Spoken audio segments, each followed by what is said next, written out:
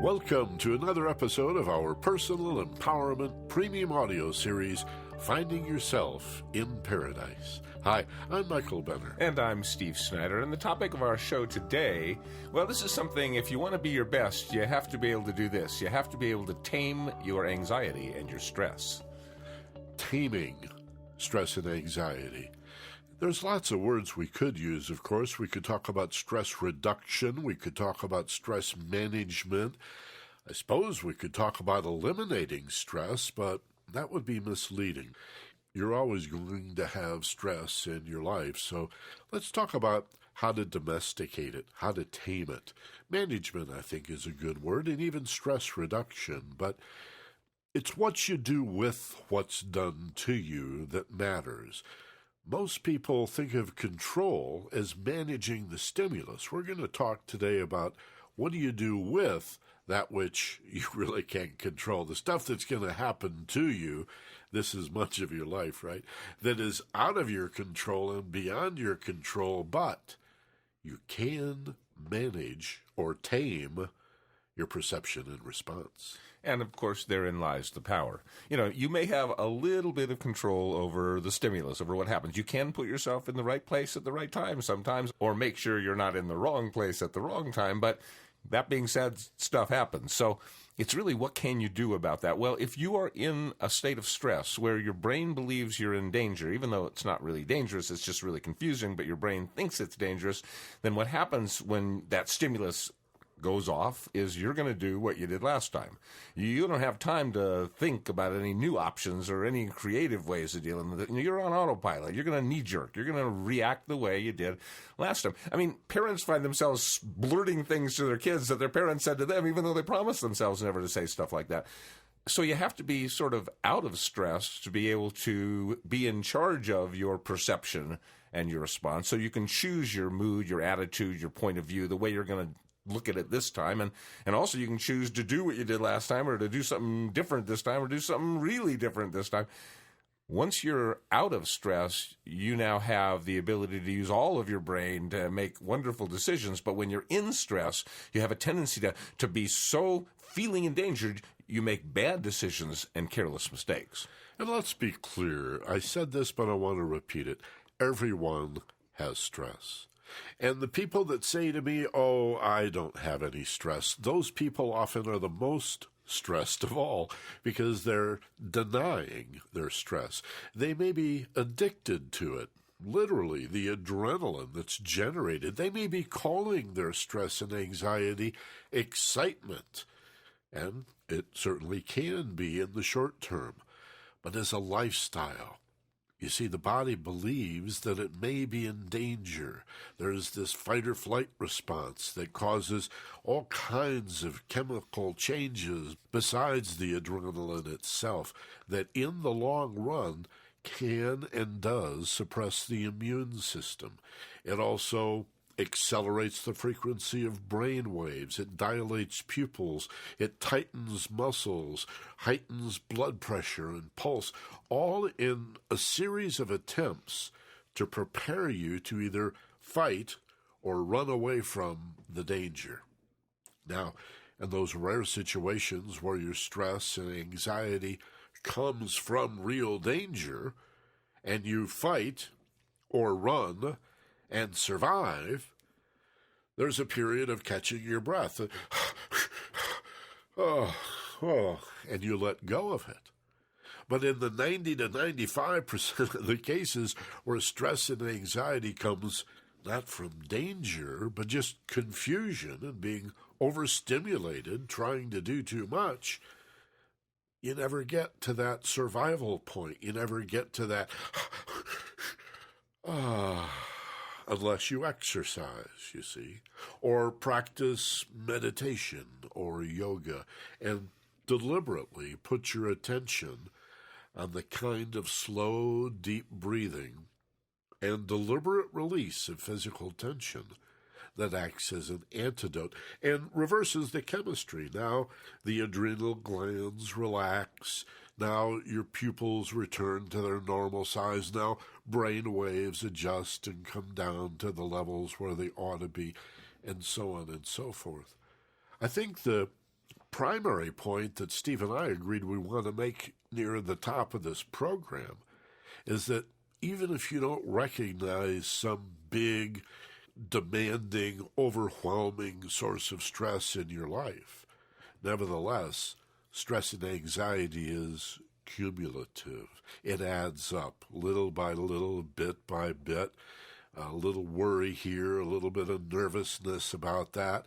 Here's just a touch of uncertainty over here, and a dash of apprehension over here, and all of that confusion, all of those things unknown, constitute what's often called free-floating or non-specific anxiety. And that's enough to trigger all kinds of anxiety disorders. Fears and phobias, panic attacks, obsessive-compulsive disorder, even depression and paranoia can be born initially of what might look like just a series of little anxieties. So really, that's the culprit, really, for most people that aren't in some serious psychological dilemma. For most people, the issue's really about this sort of free-floating anxiety. What is that? Well, really, it's pretty simple. It's your thoughts and feelings about your past and future. It's not your experience of now. There's no free-floating anxiety in the experience of now. If you're in touch with what you're seeing or smelling or chopping wood or carrying water or making a meal or eating a meal, if you're doing what's happening now, then there's no anxiety in that. Anxiety comes from the thoughts, often about the future, the worry kind of thought, the playing out scenarios of bad stuff happening that isn't really happening. It's just you're sort of planning, what would I do in case? But really what you're doing is planning to do it, because your mind doesn't differentiate. It thinks that's the target. Okay, let's go toward it. So part of your mind's going, and it gets anxious because it thinks that's sort of happening. It is like in a movie, it's like happening. So part of it's the thoughts about the future. Part of it's the feelings that are generated from those thoughts, that uncertainty kind of, and then a lot of it is just the other way around. It's sort of like anxiety feelings that come from the past, like these regrets and these remorse feelings and these kind of ashamed and embarrassed kind of memories and stuff like that. And that sort of causes like the gut to go churning, a little churning kind of thing. And then you sort of put thoughts to that churning thing, and you start to remember and you start to play out the scenarios again. So it's not about now. You see, all that anxiety comes from being outside of here, outside of now, outside of this moment, experiencing what's going on. It's delving into the past. It's just going into the future. Now, not that there's anything inherently wrong with going into the past or going into the future. You can go into the past and learn lessons from experiences that you've had so you don't repeat them again. That's one of the most valuable things humans can do. And you can go into the future and you can plan. You can create a vision of what it is you want to create. You can create a goal of the greatest possible outcome and have that as being your target. And there's lots of wonderful things you can do in the past and in the future that are real upbeat and positive. But most people, and that causes these feelings of exuberance and happiness, but most people, I think, do just the opposite. There's this very strange philosophy. Michael and I have talked about it a whole bunch on different shows, where people don't feel safe to feel safe. They only feel safe if they're like worried about everything. If they got it under control because they've got it all planned. And so if they let down their guard, then something bad could happen, so they don't feel safe to let down their guard. So the only way they feel safe is to feel unsafe, and it's incredible paradox. So the bottom line here is we can experience the past or future in positive ways, but mostly the anxiety in our lives comes not from being in the moment, but being in the past or being in the future with negative thoughts and negative feelings. Yeah, you're right. It is a paradox. The idea that fear, stress or anxiety, ultimately is fear, held in the body as muscular tension, that tightness in your neck and shoulders, or maybe you carry it in the groin. Actually, it's throughout the body from head to toe.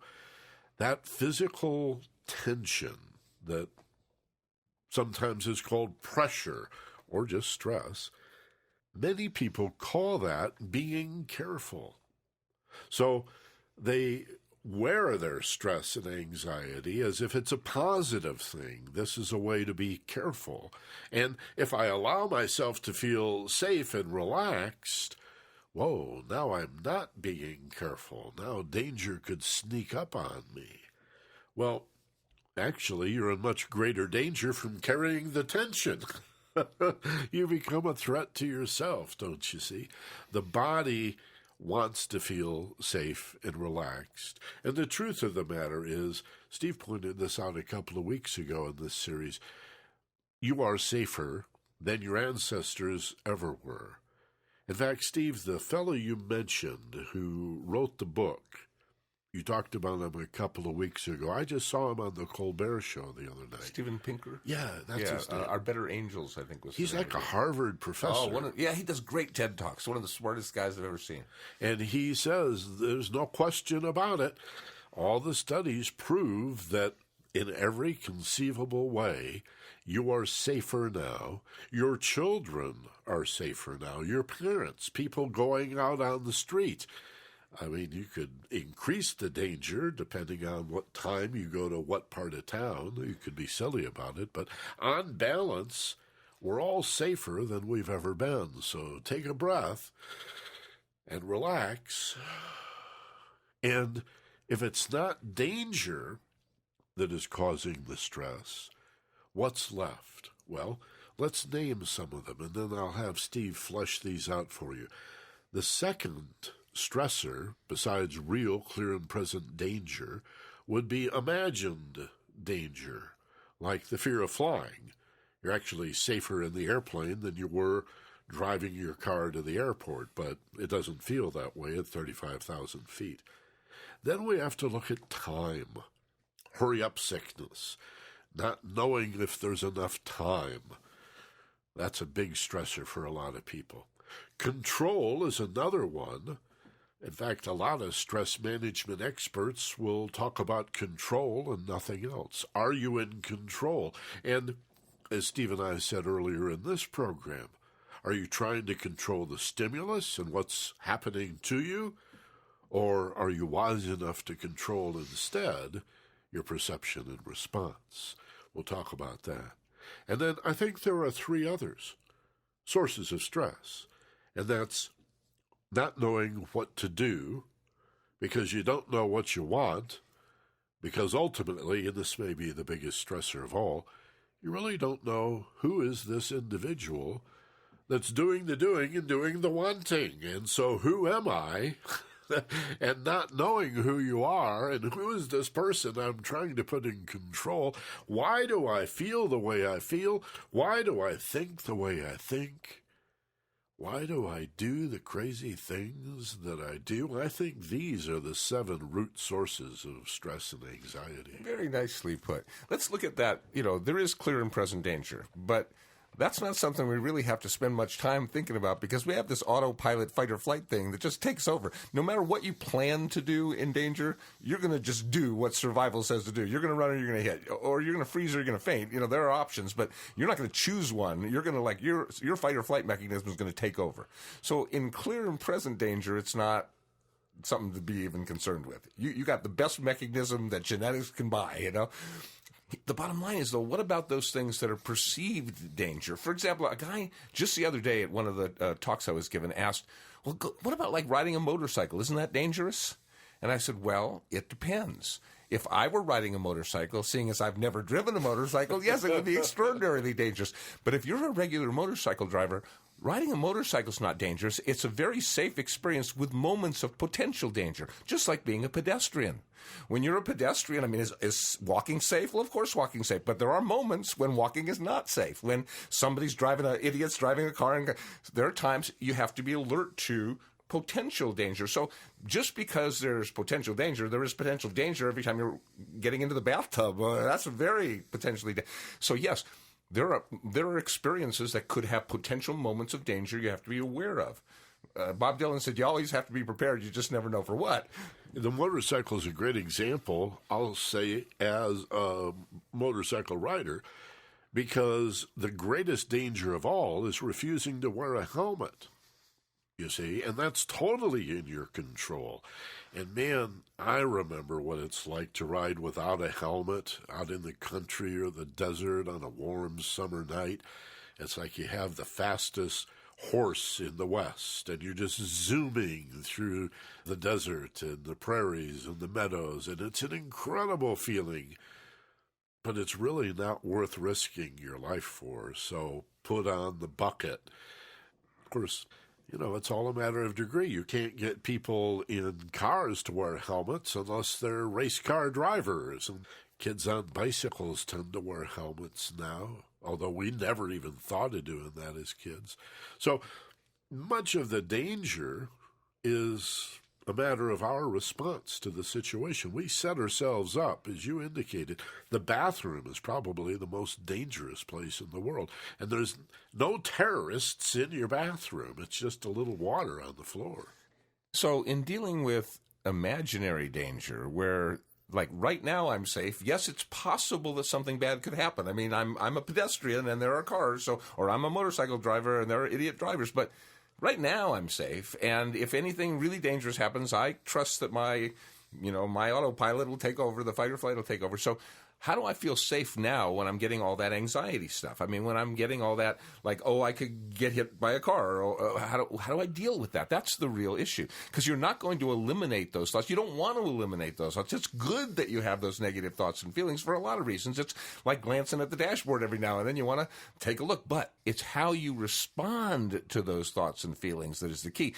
Happiness comes from not what you think, but what you think about what you think. It's like what you do with those thoughts and feelings, because those negative thoughts and feelings, they come up for a purpose, and the purpose is they're submitted for your approval, and you get to not approve and therefore release them. You get to choose. This is so cool. Human beings get to do this. We get to choose to take that thought or that feeling and let it go and decide it doesn't have any power over me anymore. And the way we do that is to show our brain it's powerless by going,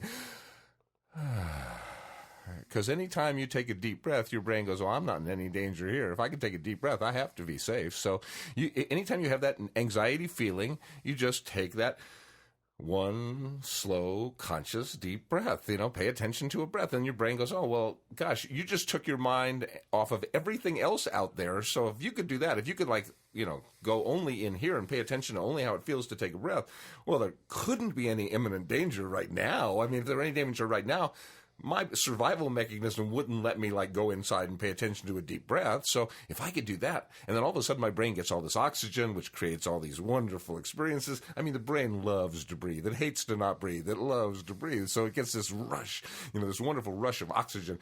So the bottom line here is train your mind. It's easy to do. Just train your mind to respond to those anxiety feelings, those stressful experiences you have when you feel like I should be doing something else, or I'm not good enough, or I don't deserve this, or any of those negative stuff that comes up. You could spend your whole life trying to figure out why they're there, but most important, do it from a place of feeling safe with them, because they're no danger to you. The only danger they present is causing you to get all stressed. That's the only danger. You make the danger. So if you respond to those negative thoughts, those anxiety feelings by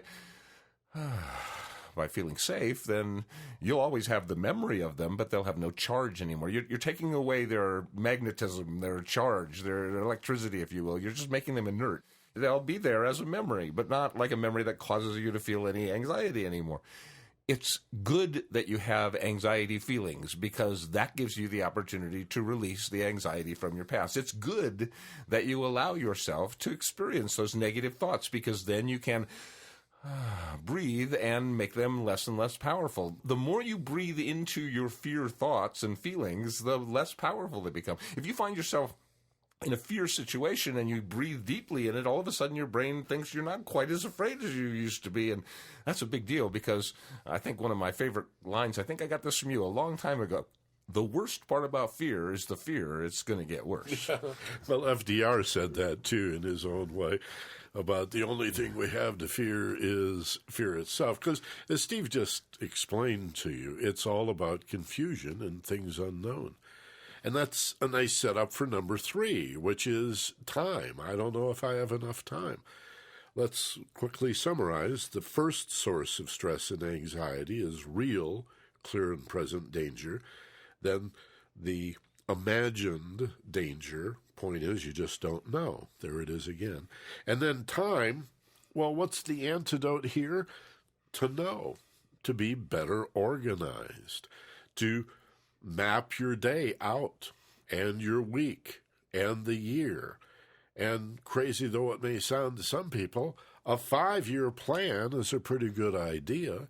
And at what point do you sit down with your spouse and look at the rest of your life? Think about retirement. Think about where you're going to move after the kids finish college. And, these long-term plans are easy to put off, but then it's just more confusion in your life and more stress and anxiety. I'm one of those people that I must admit will at times feel as if it's a regrettable or unfortunate thing that we have to be this organized, that life is so full of opportunity that we have to schedule our lives.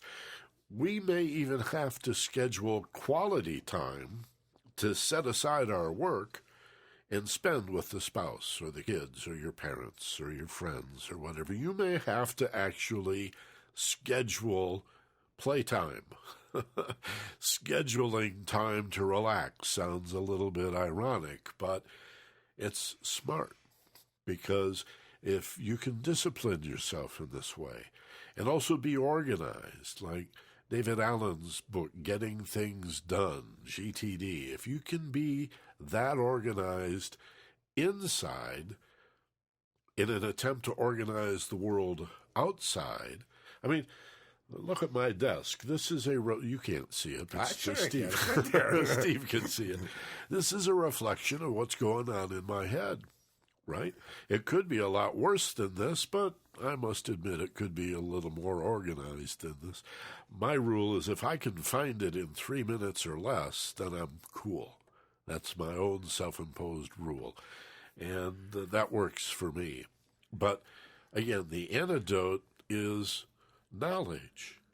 Emerson said this. Knowledge, understanding might even be a better word, but Emerson said, knowledge is the antidote to fear, which is stress and anxiety. Why is knowledge the antidote? Because stress and anxiety is born rarely of danger, mostly of things unknown. So our experience of time, which is really one of the most fascinating relationships we human beings have with this thing that perhaps we created out of whole cloth or perhaps really exists, we'll probably never know, but our relationship with it is really... I don't know if we have time to debate that right now. I mean, it's a really phenomenal concept. But here's the deal. One thing we know for sure is the past doesn't exist and the future doesn't exist. That we know for a fact. Only now exists. So our relationship with time has to really be based on that fact, that there is only now. So if we're thinking of scheduling things and we're thinking about I'm going to do it or I'm going to put it off until tomorrow or anything like doesn't have any specific like Thursday the 17th, thing around it, if it's some unknown future time, the mind doesn't really make it a priority to make it happen. It doesn't really have a trigger date for it. Tomorrow never happens. I'm going to go to bed tonight and wake up today again. It's never going to be tomorrow. Later never. How is it later yet? No, it's still now. I mean, these soon. Yeah, soon. It's always going to be soon. It's like I'm going to get there. I'm in the going to get there syndrome. So there's got to be this now concept in our planning. Now, here's another concept to keep in mind. When people schedule things, when they do sit down and say, okay, I'm going to do this, and this is my agenda, this is my schedule, people have the tendency to think everything's going to work just perfect. Like I'm going to be on time to everything, and the people that I'm going to meet they're going to be on time too, and the doctor's not going to make me wait even a moment. People don't schedule life into their plans.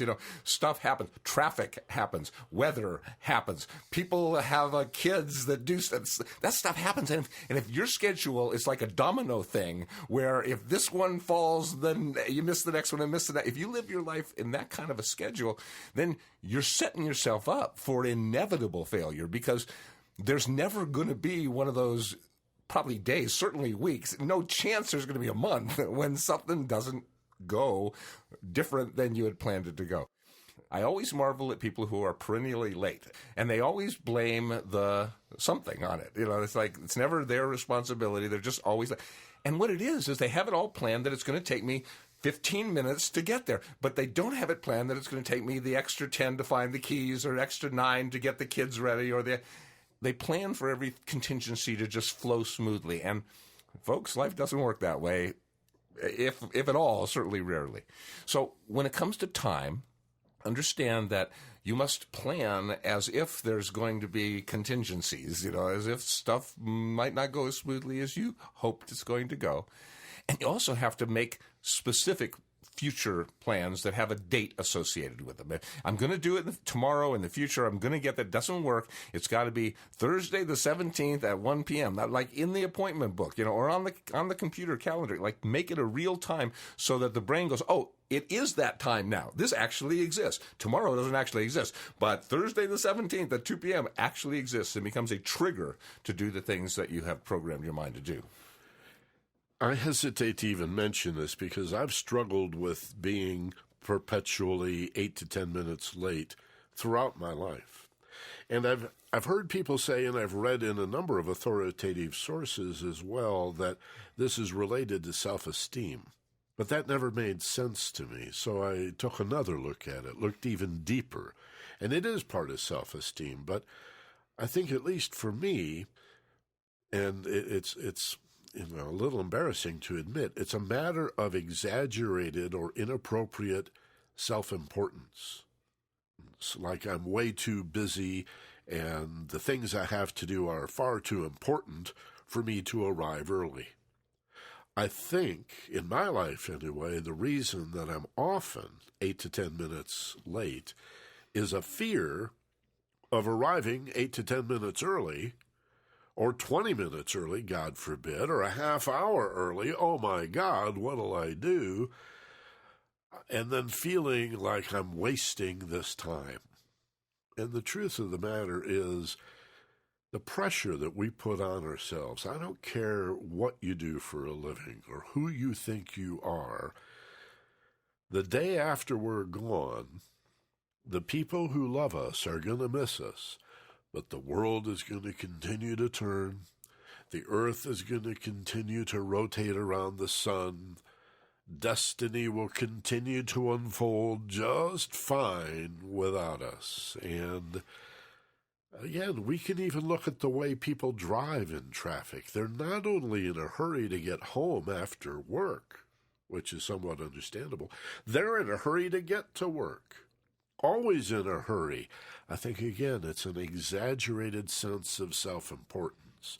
The frustration when somebody is driving too slowly in front of you and you feel like, get out of the way, I'm in a hurry, I'm a very important person.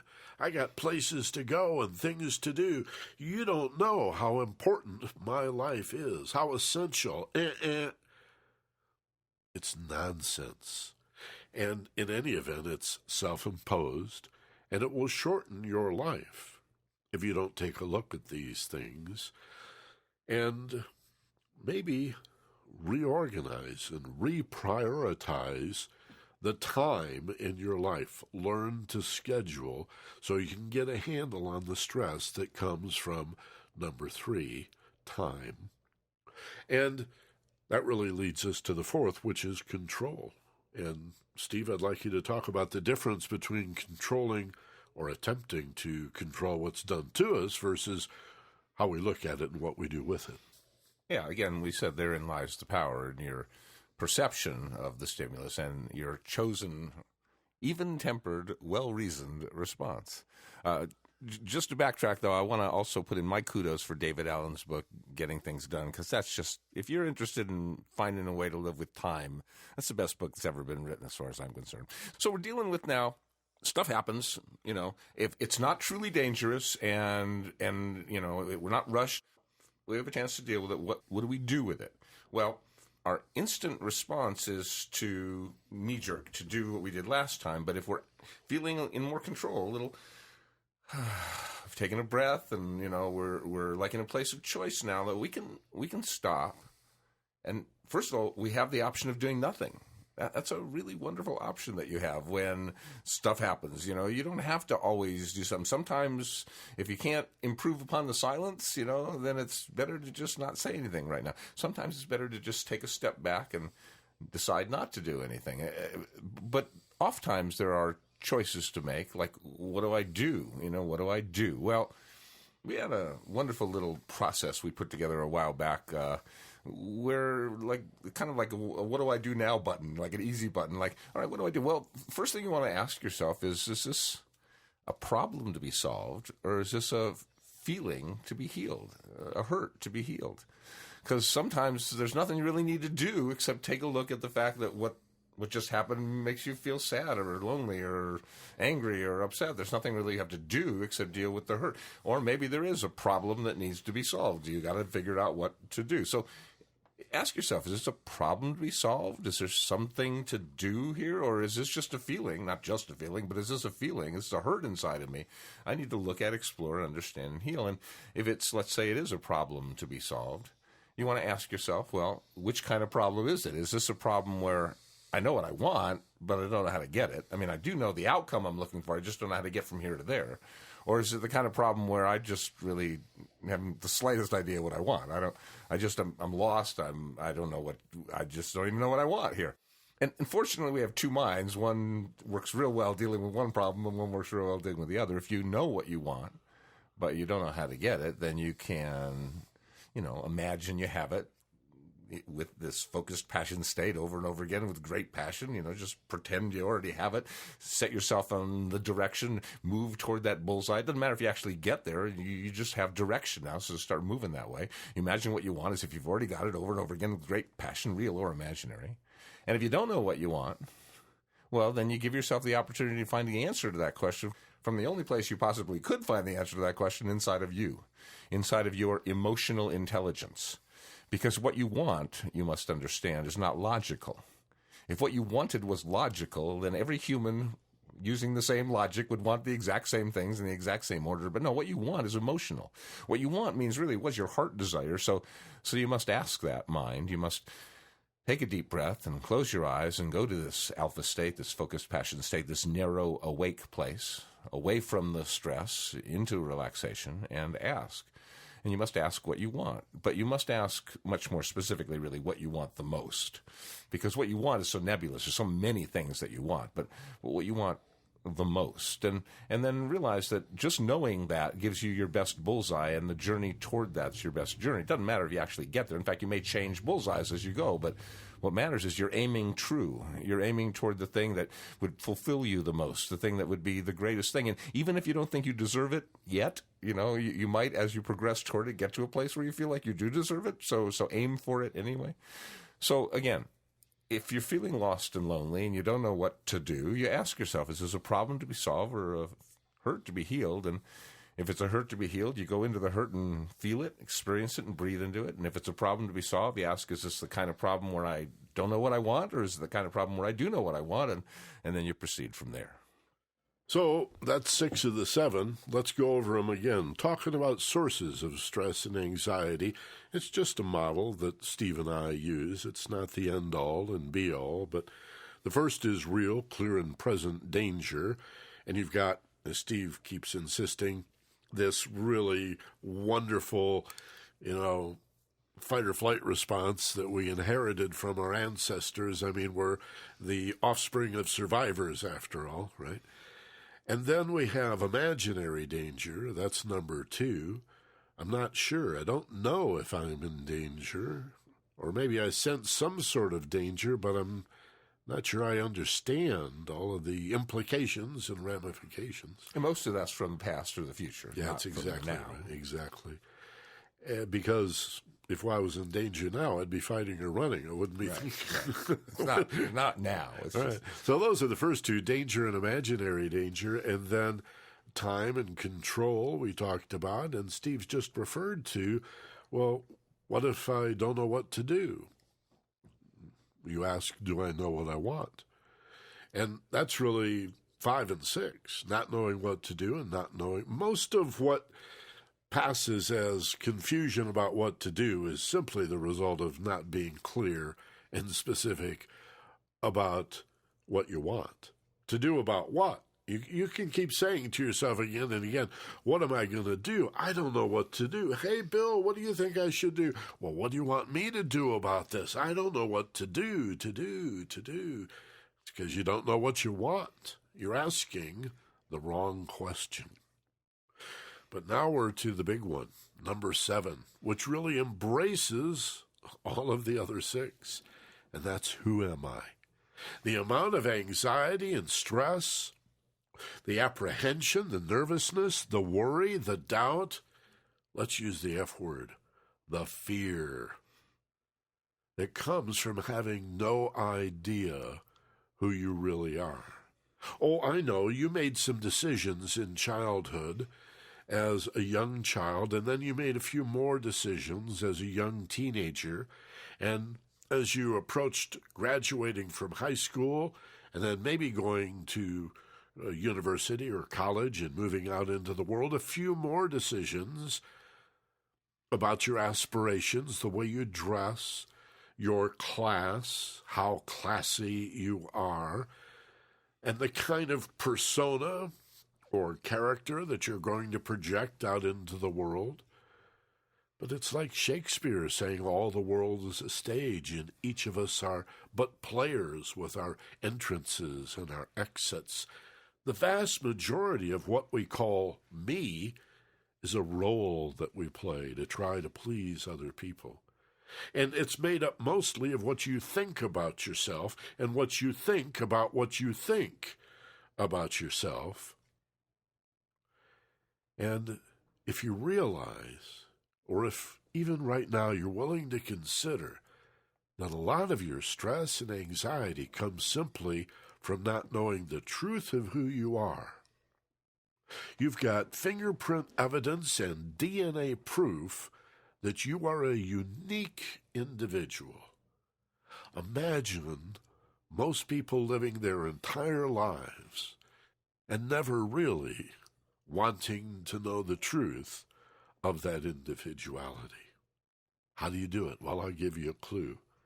You're not what you own. You know that, right? You're not really the car that you drive. That's important and very important to some people. You're not the clothes you wear or the house you live in, although that status, that class, that prestige matters to people. You're actually not your body, although physical health is important and how you present yourself to people. In fact, you're not really limited to what you think, because your thoughts keep changing and you're arguing with yourself all the time. And besides, thoughts can be wrong. We've had lots of thoughts that were wrong. And when your emotions are turbulent and upset, it's really difficult to use your emotional nature to understand much about yourself.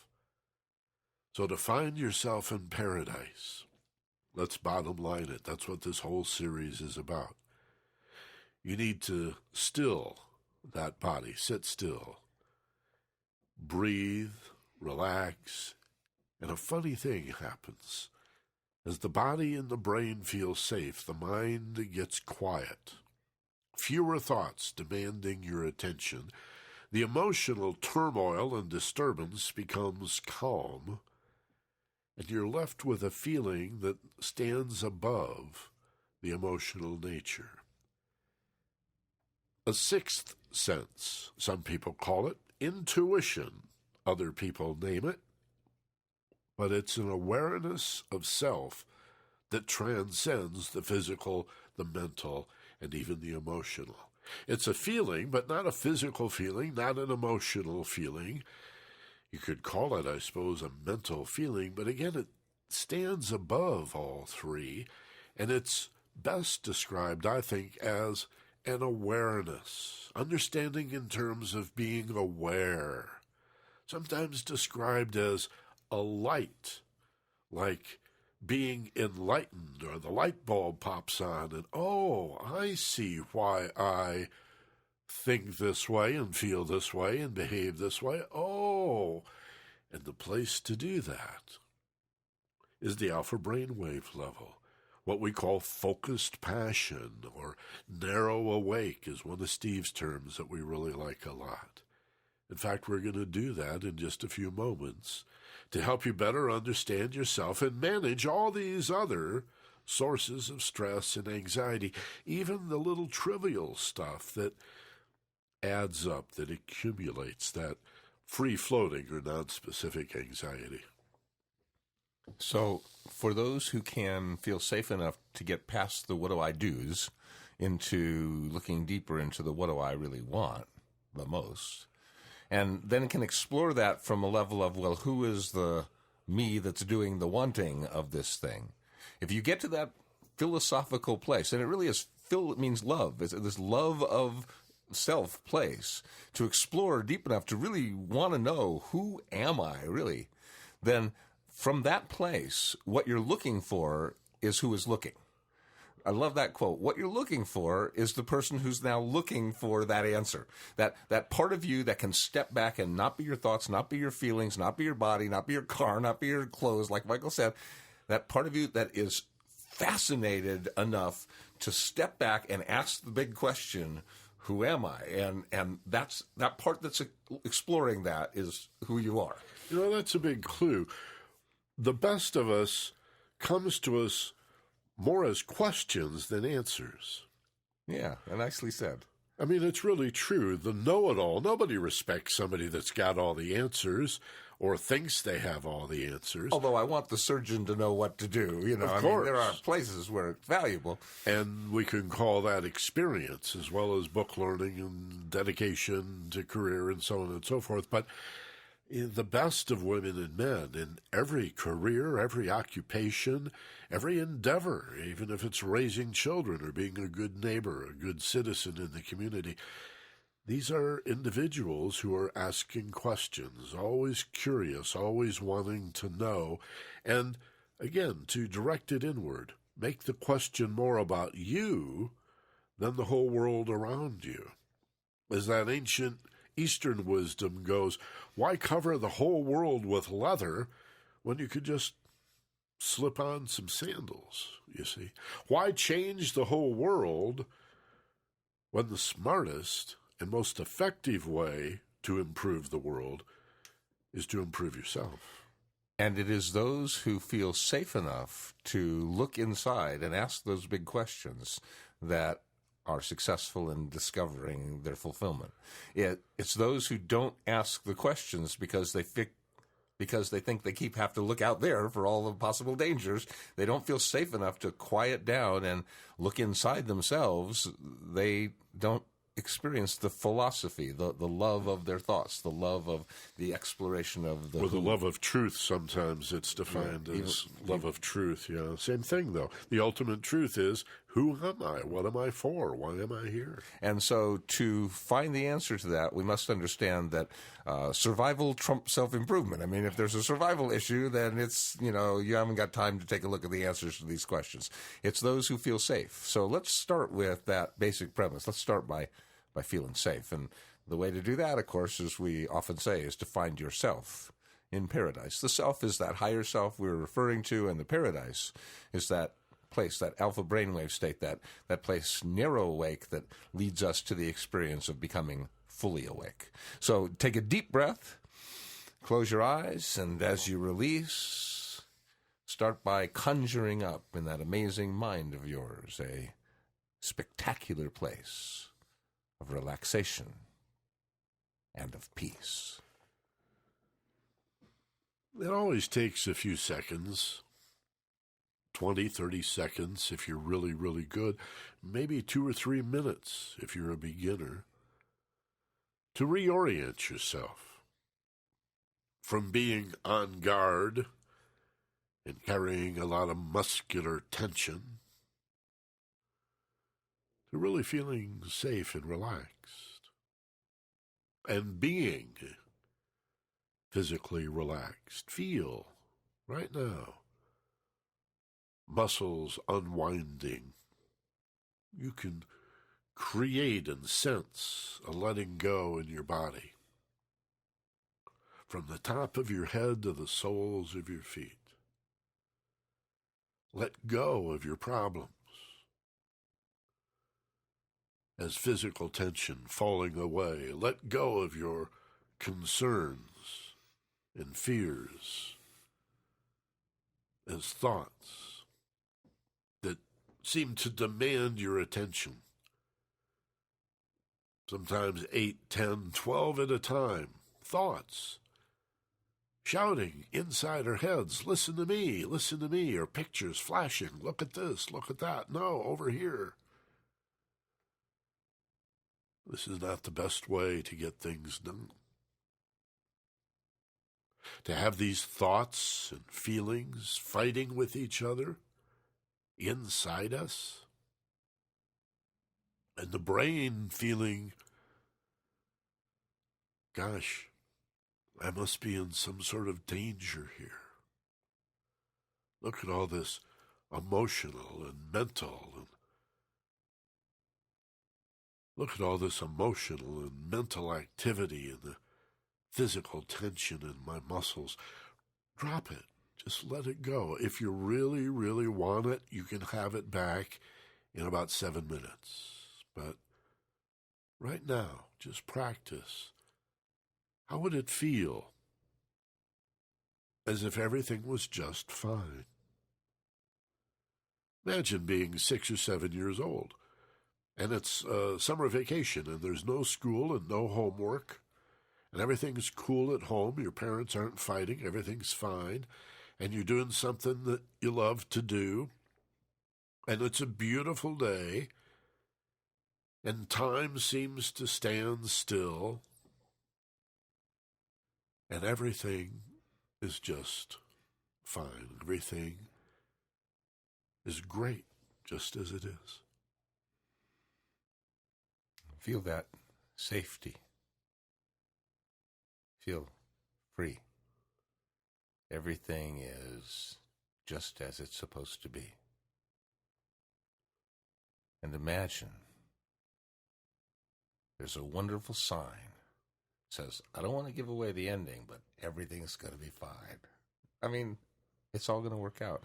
Yeah, there'll be some tough times and there'll be some stresses you'll feel, but in the big picture, you'll do fine, and whatever you face, you'll heal. So imagine this place of perfect peace and know that it can appear inside your mind anytime you find any stress, anxiety, or fear. You can just return here and let it disappear. Let it all clear. Because there's none of that here. So you can come to this wonderful place and listen to what you hear, the sounds of beautiful serenity that appear in your inner ear. Or you can smell the fragrance or feel the freshness of the air. You can explore this peaceful place anytime, anywhere. And when you do, what you'll find is the stress that was there inside of your mind. It realizes it's just nowhere to be found. It just disappears without a sound. It's gone, and you're free. Feeling safe in this place of serenity.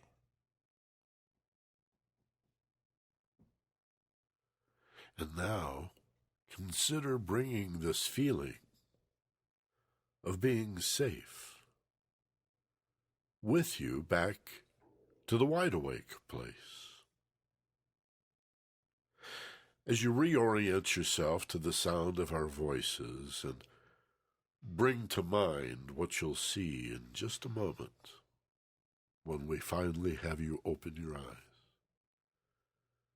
And at that point, you'll feel even better than before, alert and energized, feeling really, really good as you now inhale slowly, fill your lungs, breathe big, hold as you peak, and now exhaling, open your eyes wide awake, back in the room, feeling fine, better than before.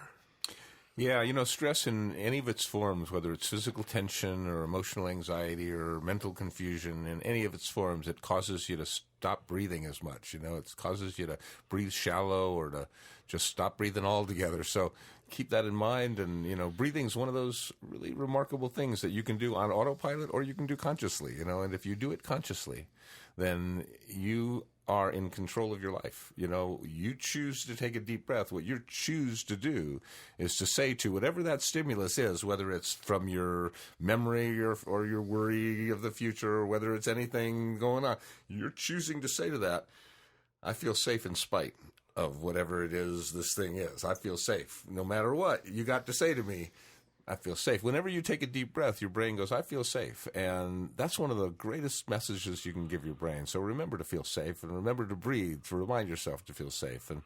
And I think that two phrases that come to mind, one is the one we mentioned just a few minutes ago, everything's going to work out okay. Everything's going to be fine. Everything's going to be just fine. And the other one is that, like this too will pass, whatever it is good or whatever it is bad, you're going to get through this and choose some other good stuff or some other bad stuff. And that's just the process.